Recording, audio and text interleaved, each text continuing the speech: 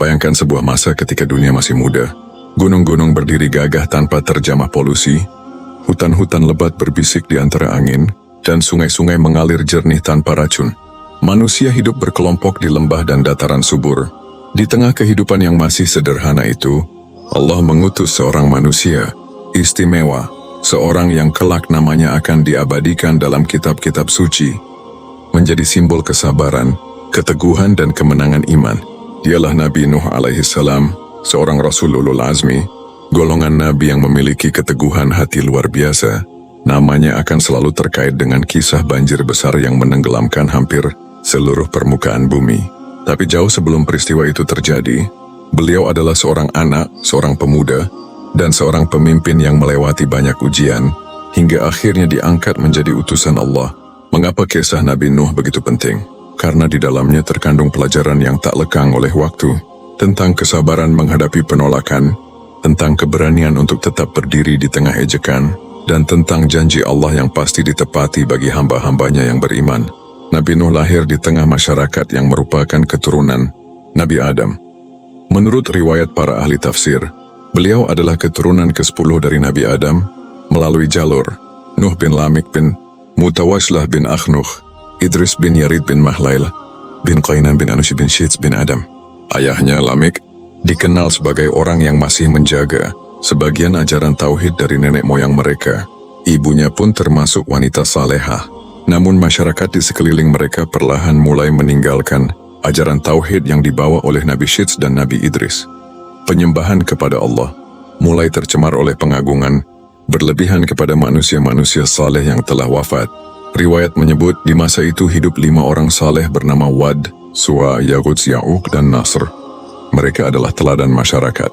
Ketika mereka meninggal, setan membisikkan ide kepada manusia untuk membuat patung mereka, dengan alasan agar generasi setelahnya mengingat kebaikan mereka. Awalnya patung itu hanya sebagai simbol kenangan, namun seiring waktu, generasi berikutnya mulai memuja dan menyembah patung-patung itu. Inilah awal kemusyrikan di muka bumi setelah zaman Nabi Adam. Pada saat Nabi Nuh tumbuh dewasa, kemusyrikan sudah mengakar kuat.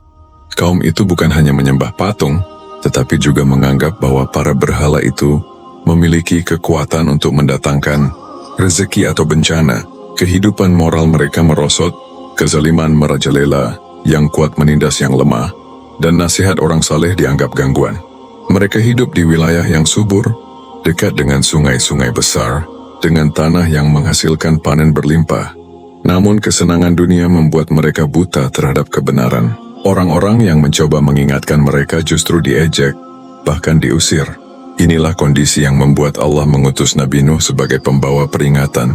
Ketika wahyu pertama turun kepada Nabi Nuh, beliau menerima perintah untuk menyeru kaumnya kembali kepada penyembahan Allah yang Esa. Firman Allah dalam surat Nuh, ayat 1-2. Sesungguhnya kami telah mengutus Nuh kepada kaumnya. Berilah peringatan kepada kaummu sebelum datang kepadamu azab yang pedih. Ia berkata, "Hai kaumku, sesungguhnya aku adalah pemberi peringatan yang menjelaskan kepada kalian, yaitu sembahlah Allah, bertakwalah kepadanya dan taatlah kepadaku." Misi ini bukanlah tugas singkat. Nabi Nuh dihadapkan pada kaum yang keras kepala, yang sudah terbiasa dengan tradisi nenek moyang mereka. Mereka menganggap ajakan untuk meninggalkan berhala sebagai penghinaan terhadap tradisi leluhur. Namun Nabi Nuh tak gentar. Beliau tahu bahwa tugasnya adalah menyampaikan risalah, meskipun hasilnya ada di tangan Allah. Inilah bagian yang membuat Nabi Nuh dikenal sebagai simbol kesabaran. Beliau berdakwah selama 950 tahun tanpa putus asa. Siang dan malam, beliau mendatangi rumah-rumah, berbicara secara pribadi, atau berpidato di hadapan kerumunan. Beliau menggunakan pendekatan lembut, penuh kasih sayang, dan juga peringatan keras ketika diperlukan. Namun apa hasilnya? Mayoritas kaumnya menolak. Hanya sedikit yang mau beriman. Bahkan pemimpin-pemimpin kaum menuduh beliau gila, pendusta, dan orang yang hanya mencari keuntungan pribadi. Yang lebih menyakitkan, penentangan itu datang bukan hanya dari orang asing, tapi juga dari keluarga terdekatnya sendiri. Sejak hari pertama beliau menyeru kepada Allah, Nabi Nuh alaihissalam sudah melihat tanda-tanda penolakan. Bukan penolakan biasa, tetapi penolakan yang diwarnai kesombongan dan kebencian. Para pemimpin kaumnya merasa terancam. Mereka takut ajaran Nabi Nuh akan menghapus kekuasaan dan pengaruh mereka. Di pasar-pasar, orang mulai berbisik, "Itu Nuh, orang yang ingin menghapus adat kita." Di pertemuan-pertemuan, mereka saling mengingatkan, "Jangan dengar ucapannya, nanti engkau akan ikut gila seperti dia." Tuduhan-tuduhan pun dilemparkan. Tuduhan gila karena mengajak manusia meninggalkan berhala yang telah mereka sembah turun-temurun. Tuduhan pembohong karena mengaku diutus oleh Allah. Tuduhan oportunis karena hanya diikuti oleh orang-orang miskin. Mereka berkata kalau dia benar, tentu orang-orang terhormat sudah ikut. Namun Nabi Nuh menanggapi semua itu dengan kelembutan. Beliau berkata, "Aku ini hanyalah manusia biasa, tetapi Allah memilihku untuk menyampaikan risalahnya. Aku tidak meminta harta dari kalian, dan aku tidak akan mengusir orang-orang beriman meskipun mereka miskin. Meski sudah menjelaskan berkali-kali, hasilnya hampir sama." Mereka menutup telinga, menutup kepala dengan kain, bahkan berpaling sebelum Nabi Nuh selesai berbicara. Mereka menolak tanpa mau mendengar. Generasi pun berganti. Anak-anak tumbuh besar, mendengar cerita buruk tentang Nabi Nuh dari orang tua mereka. Setiap kali seorang ayah mati, dia mewasiatkan kepada anaknya untuk tidak mengikuti Nabi Nuh. Penolakan ini menjadi warisan turun-temurun sehingga semakin sulit bagi kebenaran untuk menembus hati mereka. Setelah berabad-abad dakwah, jumlah pengikut Nabi Nuh tidak bertambah banyak. Allah kemudian menurunkan wahyu yang menandai babak baru membangun sebuah kapal raksasa. Perintah ini datang di tengah daratan yang jauh dari laut. Tidak ada sungai besar di sekitar mereka yang mampu menampung kapal sebesar itu. Tetapi Nabi Nuh tidak mempertanyakan alasan Allah. Beliau mulai memotong kayu dari pohon-pohon besar, memahatnya, lalu menyusun papan demi papan menjadi rangka kapal. Para pengikut setia ikut membantu meskipun jumlah mereka sedikit. Mereka bekerja di bawah terik matahari, membawa balok-balok kayu berat, menumbuk paku, dan mengoleskan resin untuk menutup celah-celah papan. Setiap hari orang-orang kafir datang untuk menertawakan. "Hai Nuh, apa yang kau buat ini? Kapal di atas bukit? Kau pikir hujan akan membawa laut kemari?" Sebagian lagi berkata sambil tertawa, "Beginilah akibat terlalu lama berdakwah, otaknya jadi kacau." Namun Nabi Nuh tidak membalas dengan marah. Beliau hanya berkata, "Jika sekarang kalian menertawakan kami, kelak kami yang akan menertawakan kalian." Ketika azab Allah datang, kapal itu makin lama makin besar. Bentuknya seperti perahu dengan lambung yang tinggi, cukup untuk menahan gelombang besar. Pintu-pintu dibuat di sisi kapal, dan bagian dalam dibagi menjadi beberapa tingkat untuk manusia, hewan darat, dan persediaan makanan. Ukurannya sedemikian besar sehingga mampu menampung semua pengikut Nabi Nuh, sepasang dari setiap jenis hewan, serta bekal untuk perjalanan panjang. Waktu yang dijanjikan Allah pun semakin dekat. Udara mulai berubah, langit yang biasanya cerah menjadi kelabu setiap hari. Angin membawa aroma lembab dan dingin yang menusuk tulang. Air mulai muncul dari tempat-tempat yang tidak wajar. Mata air memancarkan air lebih deras, bahkan dari tungku di rumah Nabi Nuh keluar air yang memancar. Itu adalah tanda yang Allah janjikan. Segera Nabi Nuh memanggil seluruh pengikutnya. Mereka berbondong-bondong membawa bekal masuk ke dalam kapal. Hewan-hewan juga mulai berdatangan, sepasang demi sepasang seolah digerakkan oleh perintah Allah. Sementara itu orang-orang kafir tetap menertawakan. Mereka menganggap hujan hanyalah hujan biasa. Sebagian bahkan berkata, "Kalaupun terjadi banjir, kami akan lari ke gunung." Mereka tidak menyadari bahwa azab yang akan datang jauh melampaui imajinasi mereka. Kemudian datanglah hari itu. Langit tiba-tiba terbuka. Hujan turun seperti tirai air yang tidak berhenti. Tidak seperti hujan biasa. Butiran airnya besar dan deras, seolah ditumpahkan dari langit. Dari bawah bumi memancarkan air dengan kekuatan dahsyat. Sungai-sungai meluap. Mata air menyembur. Tanah retak mengeluarkan air. Dalam waktu singkat, dataran rendah tenggelam. Gelombang demi gelombang muncul semakin besar, menghantam rumah-rumah dan pohon-pohon. Orang-orang berlarian, memanggil anggota keluarga mereka mencari tempat tinggi. Namun air naik terlalu cepat. Di tengah kekacauan itu, Nabi Nuh melihat anaknya, Kan'an, berdiri di tepi ombak. Dengan suara yang syarat harapan, beliau memanggil, "Wahai anakku, naiklah bersama kami, dan janganlah engkau bersama orang-orang kafir." Namun Kan'an dengan keyakinan palsu berkata, "Aku akan berlindung di gunung yang dapat menjagaku." Nabi Nuh menjawab, "Tidak ada yang dapat melindungi dari ketetapan Allah hari ini kecuali Dia yang Maha Penyayang." Ombak setinggi gunung datang memisahkan mereka, dan anak itu pun tenggelam. Bagi Nabi Nuh itu adalah ujian berat.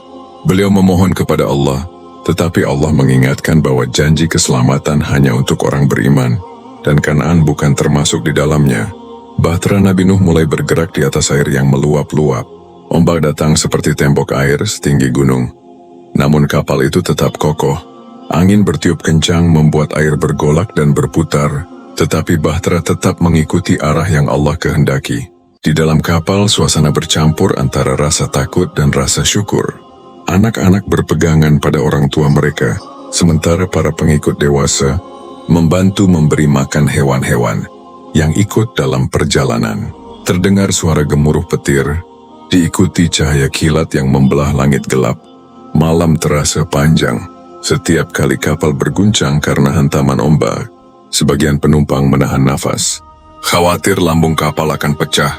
Namun Nabi Nuh menenangkan mereka, mengingatkan bahwa Allah sendiri yang memerintahkan pembuatan kapal ini, dan Dialah yang menjaganya. Hari demi hari berlalu. Tidak ada daratan di Cakrawala, hanya lautan luas sejauh mata memandang. Mereka terus berdoa, "Dengan nama Allah kapal ini berlayar dan berlabuh. Sesungguhnya Tuhanku Maha Pengampun lagi Maha Penyayang." Air di luar dingin menggigit, tetapi di dalam kapal Nabi Nuh memimpin zikir. Beliau mengatur giliran menjaga hewan-hewan, memeriksa persediaan makanan, dan memastikan semua penumpang tetap saling menguatkan. Setelah waktu yang telah Allah tetapkan, para ulama mengatakan selama berbulan-bulan tanda-tanda berakhirnya banjir mulai terlihat. Hujan berhenti, angin berubah menjadi sepoi-sepoi lembut, air mulai surut perlahan. Suatu pagi, dari kejauhan tampak puncak gunung yang mulai terlihat. Bahtera pun perlahan bergerak menuju daratan. Kapal itu akhirnya terdampar di Gunung Judi, sebuah lokasi yang hingga kini masih dikenal di wilayah perbatasan Turki dan Irak. Lalu Allah berfirman, "Hai bumi, telanlah airmu, dan hai langit, berhentilah menurunkan hujan." Dan air pun disurutkan, perintah pun diselesaikan, dan kapal itu pun berlabuh di atas bukit Judi, dan dikatakan binasalah orang-orang zalim itu. Begitu pintu kapal dibuka, hawa segar memenuhi paru-paru mereka. Tanah masih basah, pepohonan belum tumbuh, dan hamparan bumi terasa asing. Para penumpang turun dengan sujud syukur. Hewan-hewan keluar satu persatu, kembali mengisi bumi yang kosong. Nabi Nuh memimpin doa bersama, memohon agar keturunan mereka kelak menjadi hamba-hamba yang taat. Ini adalah awal dari kehidupan baru di bumi yang telah dibersihkan dari kemusyrikan. Nabi Nuh hidup cukup lama setelah peristiwa banjir besar. Beliau terus membimbing keturunannya, mengajarkan tauhid syariat Allah dan nilai-nilai keadilan. Kisah banjir menjadi pengingat bagi mereka bahwa kesombongan manusia tak ada artinya di hadapan kehendak Allah. Menjelang wafatnya, Nabi Nuh memanggil anak-anak dan cucunya. Beliau berpesan, "Aku wasiatkan kepada kalian dua hal. Berpegang teguhlah pada kalimat la ilaha illallah, karena langit dan bumi tegak karenanya. Dan jauhilah kesombongan, karena itu adalah kesombongan iblis." Riwayat menyebutkan bahwa Nabi Nuh wafat di usia yang sangat panjang, bahkan melebihi 1000 tahun jika dihitung sejak kelahirannya. Jenazah beliau dimakamkan di tempat yang berbeda-beda. Menurut riwayat, sebagian mengatakan di Makkah, sebagian di wilayah yang sekarang termasuk Irak. Namun yang pasti warisannya tidak hanya berupa garis keturunan, melainkan nilai-nilai iman, kesabaran, dan kepatuhan mutlak kepada Allah. Kisah Nabi Nuh bukan sekadar catatan sejarah atau dongeng masa lalu. Ia adalah pesan yang melintasi zaman, relevan untuk setiap generasi, termasuk kita di akhir zaman ini. Pelajaran pertama, kesabaran yang luar biasa. Nabi Nuh berdakwah 950 tahun tanpa lelah. Tidak ada manusia modern yang sanggup menyamai ketekunan itu. Ini mengajarkan kita bahwa perubahan besar memerlukan kesabaran yang panjang, bahkan jika hasilnya tidak langsung terlihat. Pelajaran kedua, ketaatan total kepada Allah. Membangun kapal di tengah padang pasir adalah perintah yang mungkin tampak tidak logis bagi manusia biasa, tetapi Nabi Nuh mengajarkannya. Jika Allah memerintahkan, maka tugas kita hanya taat. Pelajaran ketiga, keselamatan hanya bagi yang beriman. Kedudukan, hubungan darah, Dan kekayaan tidak bisa menjadi tameng dari azab Allah. Bahkan anak Nabi Nuh pun tidak selamat karena menolak beriman. Pelajaran keempat, tradisi leluhur tidak selalu benar. Kaum Nabi Nuh berpegang pada ajaran nenek moyang yang menyembah berhala, meski itu bertentangan dengan wahyu.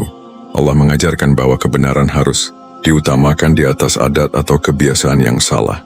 Kita, umat akhir zaman, diingatkan bahwa azab Allah bisa datang kapan saja. Tidak harus berupa banjir besar, tetapi bisa berupa bencana lain yang menyapu peradaban. Satu-satunya jalan selamat adalah kembali kepada tauhid, ketaatan dan kesabaran.